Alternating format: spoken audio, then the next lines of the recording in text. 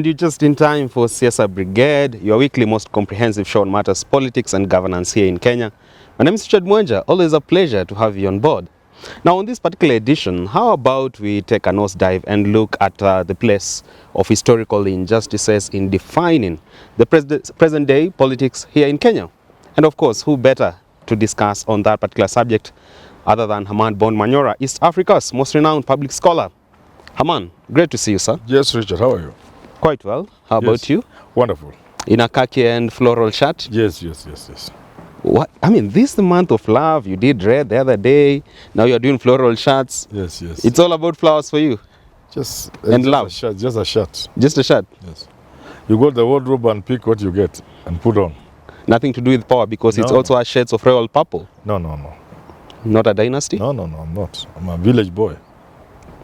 How about your friend Atoli? Easy. He's a tough man. By the way, he gave me a shirt from Nigeria. I should put it on in the next show.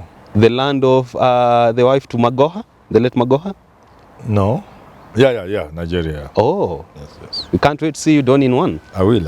All right, sir. Very well. Let's look matters historical injustices in Kenya. Matters due in the past have come to haunt many in the political landscape. And let's start here with the most recent expose by Duncan Haemba of Nation Media Group.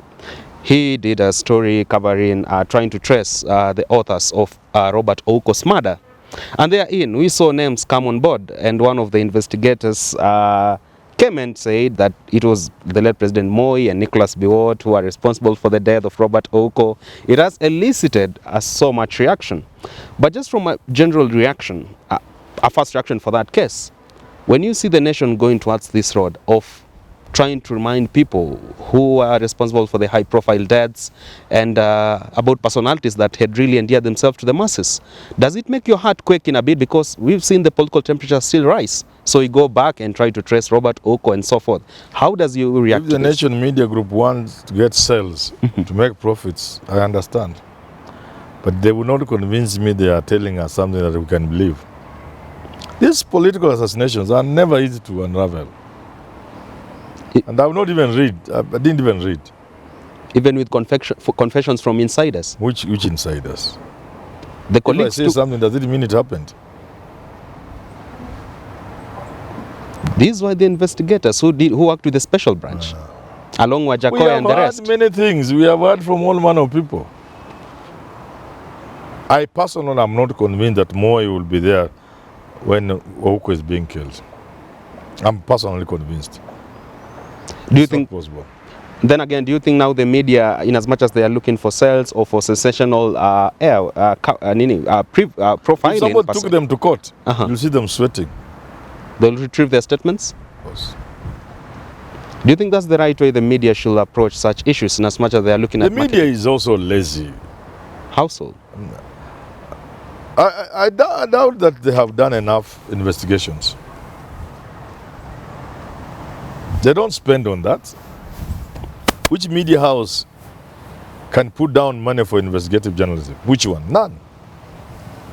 These are busy making some little money from, these are just kiosks from which they make money, little money, through advertising with government and like, it's nothing. I see. They are not media houses. They are not, a media house can invest in really investigations. And they equip the journalists, and they protect the journalists, and they facilitate the journalists. Which journalists in this country can be facilitated? Who has ever been facilitated? Ask them, they are there. John Allen Nam, they were there before. Yeah. They were working with media. Mohaji Chope. Yeah, Denson Zarigo. Ask them what they have been, if they were ever given support by a media house. I don't know, but I doubt. Because I know how this country works. With that particular expose, and you come from the border in between Luo Nyanza and Western, somewhere there in Vihiga. Yes. In the hearts of the locals therein, these are people who had really believed in probably even Robert Ouko's presidency at some point. When such thoughts come back over 25 years since he died, do you think those locals are finding it easy taking in such thoughts once again, especially at this time when their son Raila Odinga didn't clinch the presidential seat, then they are trying to reawaken the thoughts of Robert Ouko? Do you think it's easy for them? You know, let the spirit of Robert Ouko rest in peace. I think we're even tormenting the family for nothing. This thing is over. Let them rest in peace. Unless you have evidence that can survive the test. The test of time. Let them live. Ouko was a good man. Tough man, good man. But he was not such a darling of the Luo. You don't say. No, because he was more of Moi than the firebrand Luo side of Jaramogi Oginga Odinga. But he played his politics. That's why when I tell people like Owal, I say, they should think of Robert Ouko. They think I'm saying they should fear they'll be killed. No, I'm saying Robert Ouko worked with Moi without antagonizing the Luo community. He didn't do it the way others had done. Those who had been working with the Kinakaliech. Them, they went on the Moi side, the J.J. Kamodo style. But Robert Ouko was an intelligent man who worked with the government without offending his community. That's what I meant. People think I'm talking about being murdered. Sometimes Kenyans are very interesting. Robert Ouko was not as powerful as you must think. Like Matiba? He had to run away from Kisumu town because Job Omino was going to beat him. So it is not that he was that. So even the people who are saying Ouko wanted to be president, I think they are being unfair to Ouko. Him or Matiba, they say so. No. Ouko didn't have what it would have taken to become president of a third world country at that time in 1990. Nowhere close to tomboy? No, he was not a tomboy. He was not a Jaramogi. He was not a Raila. He was none of these people. He was a harmless individual who enjoyed his life nicely, not even a rich man, surely. You know, I come from the same place with you. Actually, when he came, we lost a very good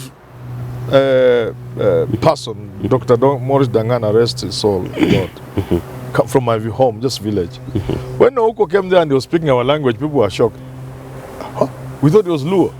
But Robert Ouko just comes from my place, on the boundary with Luo, the Nyaera here. Interesting. Yeah, so he was a good guy, but he was not a threat to Moi. In no conceivable way could Robert Ouko have been a threat to Moi. Very well. Just because he went to America and America thought he was a good chap, that's not enough to make you president. Very well. Then again, in as much as you're talking about these historical injustices in the political side, we have also seen these injustices come at the doorstep of the national heritage. You remember very well the Kalenjin community really pressured President Uhuru Kenyatta and even his predecessors, Mwai Kibaki and Moi, to bring back the skull of Koitalel Arap Samoei. Very recently, barely a month ago, the widow to Dedan Kimathi is petitioning President Ruto to at least to bring her the remains of her husband, Dedan Kimathi, at least before she dies, because she's saying she has come of age. When you look at such issues still making word of day in the current day politics, do you feel that probably if William Ruto will give a deaf ear to the pleas of the widow Dedan Kimathi, to the pleas of the Kalenjin men asking for the skull of Koitalel, somehow it can also be a political fodder in 2027? You know, when African countries and other countries were becoming independent, power was given to the wrong people. It was given even earlier. Independence came earlier for some country than it should have come. Than it was even programmed by the Foreign Office. So that the people who could have become the real leaders did not get power. So the Mandelas, the Kenyattas were not the people to be given to lead their countries. Who are to do so? They were made to be president. They were made to look like heroes by the colonial masters. Because in places like South Africa, people feared Winnie Mandela, feared Steve Biko.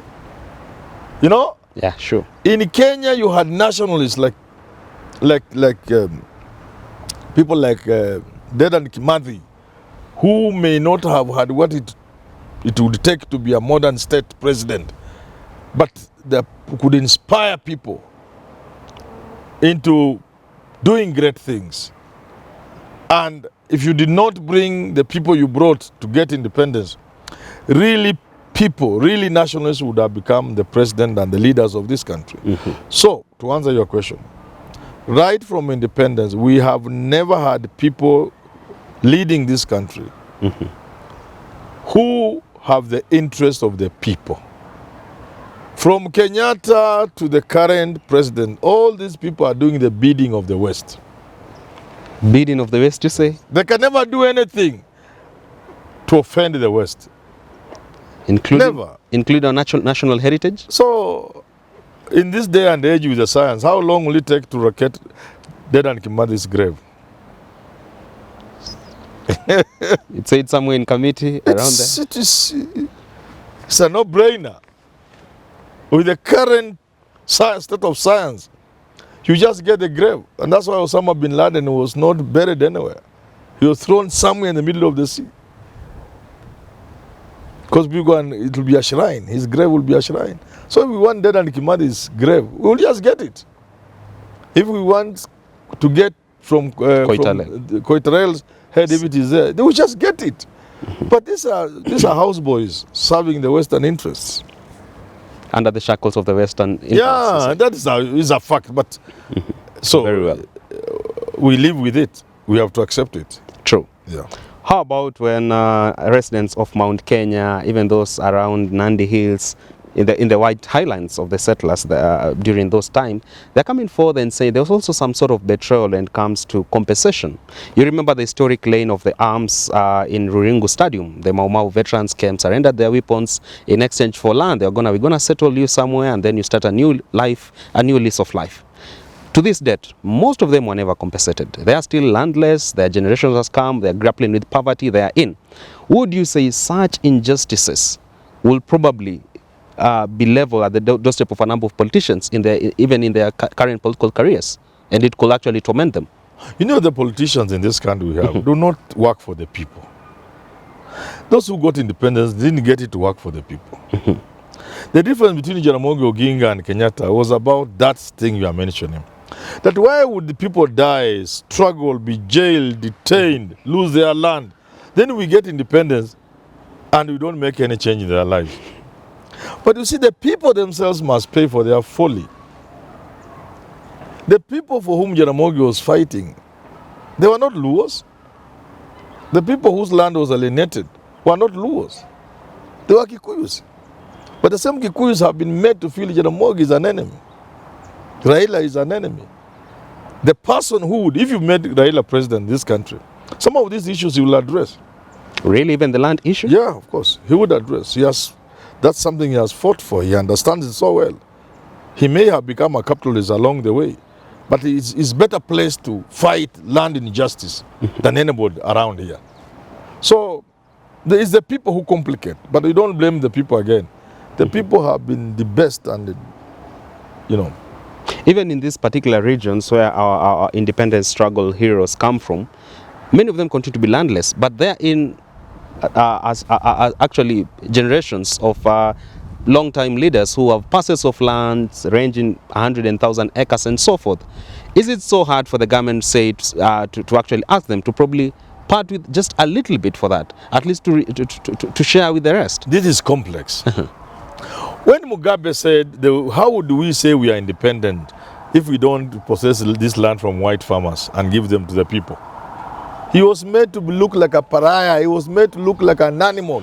And we all believed, this Western media, all these media houses, including intellectuals, professors, will tell you Zimbabwe is a basket case, Mugabe is what? The West would make you believe Mugabe is an animal. Because you're saying, sure, why were we fighting? Now, in Kenya here, the leaders we were given, because we were given these leaders, embarked on primitive accumulation. And the first target was land. Huge tracts of land. At the expense of the efforts of the real fighters? The real fighters. Now, what makes it even more complex is that it's not just Africans who have huge tracts of land which they don't use. It is also white people. They're still in the country? In this country. To date? Why do people fight in Laikipia over those, whatever? Why do you think there are problems in Laikipia? Because Samburu people can see their animals dying because there's no land, but all around them, there are huge tracts of green land, parcels of land, called conservancies, owned by white people. Some of them who don't know even where Kenya is. If you put them on the map of the world and told them, point to us where Kenya is, they don't know. They inherited from their grandfather or something like that. 100,000 acres of land, 70,000. Preserving flora So, and fauna. so, rubbish. So, the Africans with land cannot even be allowed to surrender that land because the next phase will be the Wazungus, for example. And that's why when we were making this constitution, nobody wanted to touch in the issue of land. But we must now point out, no, it will be foolish of us to end this discussion without telling these people. I did some experiment near the university, near the synagogue. I had boys directing people. People walk there. There's that walk path, eh? True. Yeah. Opposite anniversary. When you pass them, they tell you that guy wants to interview you with your consent. I tried asking people whether they would remember some of these names who had died, the big people in this country. You'll be surprised. The results were shocking to me. Even the people who died just 5 years ago, 10 years ago, people don't know them. They can't remember? No! Come on. Oh! People are almost don't even know who Biot is. Jenga Karume, they don't know? They don't know. A majority of Kenya don't know these people. So even as you are holding on to huge tracts of land, which you don't need, billions of shillings, which you never touch, when you die, nobody will remember you. And people just fight over these things. And why can't these people wake up so that we can distribute land in a manner that can save us the embarrassment of begging for food? Because if you have 50,000 acres, you don't even need that land. What are you doing with it? The worst bit is this. Have you looked at Uhuru's children? Sure, I have. There's even one there who is just a designer or something like that. Yeah, do you think it's interested in those huge tracts of land Uhuru has? My sister, my cousin, no, we call them sisters. My cousin had struggled so much with the husband. They were in Mombasa. They bought land in around Endebess. Their land was cheap, so they bought some. Listen, to Aluya, if you have some 20 acres, that's too much land. That's too much. You're the village talk. So, my sister, my aunt died. And we tried to convince the children, this land here, it will need somebody to take care of. Since you are staying in Mombasa without work, they really laughed. We come and do what here? In the village? Those are not just idlers who have taken drugs in Mombasa. That is the reality of the children we now have. So if you are stupid enough to keep 30,000 acres of land, your children have nothing to do with this useless land. Unless they sell it and just blow it away. They don't need it. I have another example of a friend of mine, a doctor. He's an Indian. The family is very rich. They wonder why he's wasting time with smelling people in a clinic. Unasikia namna gani fungua mdomo? So come and he tells them, no, I don't need. Me, I want to enjoy my career. There are many such a young people who have nothing to do with all these huge tracts of land you have. Who have nothing to do with all these billions you have stolen. And herds of cattle. They don't want. So it's a wake-up call to Kenyans. True. Those of you who have stolen. Those of you who hold on to huge tracts of land. Surrender some of this land to the public. Let that land be put to good use for a sustainable political system called Kenya. Can you imagine just the other day Musa Moriama's family was coming to the media and saying, we are still landless. Shame. It's embarrassing. 60 years later. But the more serious part of it is, how long is that going to obtain? A revolution might be in the way. And I like telling leaders of this country because I love them. During the skirmishes of 2007, 2008, when certain communities were being evicted from the Rift Valley, government tried to settle some of them in another community this size. They were told, please go away. Please? Go back to where you're coming from. You get it? Now those people, if this thing didn't end, and I want leaders to listen, those fellows from Rift Valley would have gone back to their land where they came from, where they had been dispossessed during pre-independence days, during the state of emergency, and after independence their lands were now taken over by the home guards who are now our leaders. The people went to Rift Valley to look for small parcels of land. Now they were coming back and no community was receiving them. They were going to be redirected to their own community. So those guys with huge trucks of coffee and everything, those passes were not going to be safe. We are happy and we thank God we didn't go that direction. But that gives you an indication of why we should be more cautious in the way we do things, on why we should tame our greed, so that the country we live for our children and their children is a safe place where the child of a home guard and the child of a former minister, a granddaughter of a school principal, a former school principal, and the granddaughter of a peasant farmer will live together peacefully in this country called Kenya. I see. Very well, there you have it. We've had such a glide through the place of historical injustices in defining present-day politics here in Kenya and within the East African region and by large Africa. Until next time on Siasa Brigade, my name is Richard Mwenja.